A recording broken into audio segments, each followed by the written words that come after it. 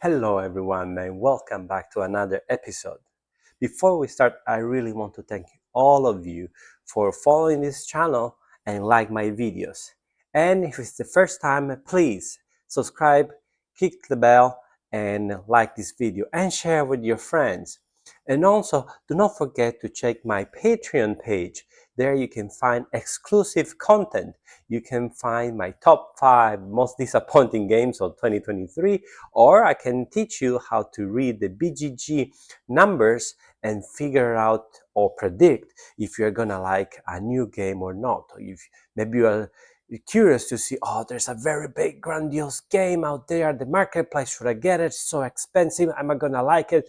Well, check that video and then you can answer the question by yourself. And you also can just simply support an independent, passionate about board games like me. Why? Just because you can, and I really thank you for that. In today's videos, we are going to talk about perspective. So it was snowing here in Montreal, and I entered a board game shop, just took over from the snow, and I saw this little guy by Space Cowboys. I really like their stuff. You may know Space Cowboys because they have published the series of Unlock. They published Consulting Detective. They published Watson Holmes, all games that I really enjoyed. So I picked this box, and what else I saw? I saw Vincent Dutrait artwork. I need to check that out. I bring it back home, and I immediately play it with my wife. And we finish it. So what is this game about? Well, I cannot show you too much of the components because this is one and done type of game. You solve the case and it's that. And the beauty of this game is all about the cards, which you do not want to share. So what is this game? You have 3 cases, all separate from each other, and you have a story, a mystery to solve. You have 3 acts plus a 4th one. You will see why it's a 4th one. It's not 4 acts, it's 3 plus 1, I would say. So each act has a deck of 12 cards, and you distribute these cards among the players. And no one can see your end of cards. You need to discuss with the other players what your cards are, what's in there, and try to answer the question that the act is asking you to answer. So there's lots of communication among players.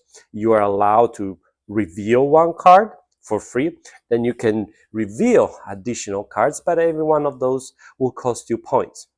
When you feel happy about it, or you conclude or you think you know what's the answer to that question, you flip the folder and you have additional questions which you are supposed to answer without looking at the hand of cards or without looking at your cards or other people's cards. Again, you see those, then you open the folder and you see the answers and you see how much you scored. There's like scoring system, and to be honest, I didn't care. I don't care about this scoring system. I'm more involved about the logic, the thinking, the story. That's what I care. But some of you may be interested, so this is how it works. As in other games, you check your answers and you score points based on how many you got correct, how many cards you reveal. Then Act 1, you go back to Act 2, which are not correlated. So you don't need to remember things from Act 1 to answer Act 2. Then Act 3 and Act 4, you take all the 3 decks of cards. You can display all the cards in front of you and you need to answer the big question: who done it? What's the reason? Or what's the motive? All that kind of stuff. So you have 3 cases plus a tutorial, and then you are done. What can I say? Excellent. It is an excellent game. It's what I like about this type of game. It's not the first one doing this, and actually soon, or in a few minutes, I have to compare them. I have to compare the two. Oh, actually, let's compare it right now. So if you may have heard about another type of games, which is Sherlock Files. Sherlock Files is very similar. You have a deck of cards, you shuffle, you distribute that to the players, and players start to discuss, and they need to discard a card or play a card to draw another one. So you don't have all the deck dealt at the very beginning of the game, which you do in this game. So in that game, you need to basically go through the deck to find what are the relevant cards and figure out which one you need to discard that not relevant to the case. In this game, you have everything revealed, and this is a big plus for me. I like Sherlock Files. I do, and I played them almost all of it. I think there's one set I haven't played yet, and I enjoy it. The thing that I found a little bit is the drawing and discarding cards. You really don't know which card is relevant and which one is not. Some of them are apparently irrelevant, but some other you don't know. And sometimes you have, you don't know what to do, but you need to draw a card. And even discussing with other players, you don't know if it's your cards or your hands is relevant or not. So just, whatever, you take a fly and you draw someone else. And because we don't really care about the points, at least, my wife and my group of friends, we don't care about the points. We go with the flow. But if you do, and if you follow actually the rule of the book, you will lose points if you discard the incorrect card, if you keep the correct card. So it can be very punishing, that game. In this case, with the perspective, you have all the hand distributed among the players. So all the useful information are right there. Some of cards, they are not important for the act that you're doing, but doesn't matter. You can figure that out because you have all the cards with there. So you can see which one are connected for that question that you tried to answer and which are not. And that's very, very a big positive. The second big positive is the artwork. I mean, the Sherlock Files, the artwork is really subpar compared to standards modern board games. I don't know if it's AI generator, if it's a stockpile of picture, I don't know. I didn't really enjoy the art in that game. Vincent Drake is unbelievable. Many of you may know it, is a great artist, and here shines because you can see all the facet of his work. He can do more realistic, more cartoony, more modern, out of this world art, and really incredible art. So I really, really like it. The other things I really like compared to the other game, and I'm comparing because really the game is the work, how the work is basically the same. It's cooperative. You share, you talk about the cards, and you answer together. So it's really almost the same game, just the mechanic of drawing the cards or having already all dealt. The thing that I like more about this game is the story. In there, I remembered some of the story that was really a stretch, and perhaps my judgment is biased on the fact that I discard a card that was useful, and so I don't have that piece of information. I need to take a leap of connections to answer a specific question. Here, you don't have to do it. And actually, some of the puzzle are very, very clever, especially the second case. Oh, the second case is so good. The final one, I couldn't solve it, but when I saw the answer, I was like, it was within reach. It was within reach, and it was so clever. Something that I've never seen it before.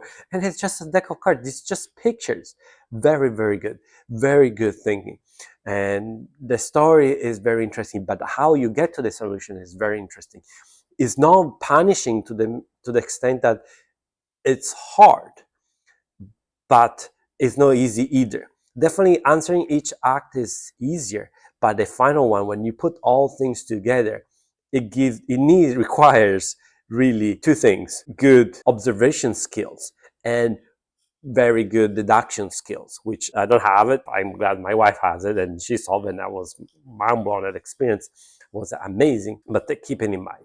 The difficult, I would say, it's medium. It's not easy. The story is interesting, and then I would say medium because it's not trivial that you've a cliche of almost of a story or everything is so laid out there, and it's not super hard because you don't need to now picking and find out very small details that most of the people miss it. No, the answer to the final big question is in front of you. It just really scattered among the cards, and you need to put them together. And this is amazing. I really look forward to the next one. I hope there is a next one. Really, really good. Maybe the only negative of this game is the price. 3 deck of cards. We are talking about here more than 50 Canadian dollars. I don't know what's the price in your country, but I paid more than 50 Canadian dollars. tax included. So for a 3 deck of cards are very big, and I'll show you in this video how big they are. I don't know if it does justify the price, but you really get out of lots of games. Three cases, each case more than 2 hours to solve each scenario. The box says 90 minutes per case. Definitely is a lie. We did in 2 people, so we had a faster communication, and it took almost 2 hours for each case.